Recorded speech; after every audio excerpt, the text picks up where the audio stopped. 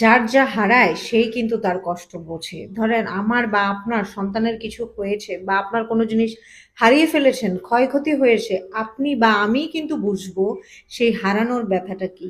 ভাই, আজকাল একটা জিনিসকে নিয়ে এত বেশি সবাই বাড়াবাড়ি করেন যে এক্সপ্লেন করার মতো কোনো ওয়ে থাকে না। আমার সন্তান থেকে বা হচ্ছে আমার পরিবারের একজন থেকে কেউ হারিয়ে গেছে, সে দুঃখটা কিন্তু আপনার থেকে বেশি আমার। সাম্প্রতিক এই যে একজন ভাইরাল ব্লগার হচ্ছেন ফারহানা বিথি, তো ওনার ওনাকে নিয়ে সবাই খুব গসিপ করছেন যে ছোট লোক ফকিন্নিরা নাকি হুটহাট বড় লোক হয়ে গেলে এদের পাখনা গজায়। তারপর আবার কেউ কেউ লিখতেছেন পিপিলিকার পাখনা গজা মরিবার তরে। মানে এক্সট্রা হ্যাং ড্যাং যত ধরনের বাজে মন্তব্য আছে তাকে নিয়ে করা শুরু করছেন।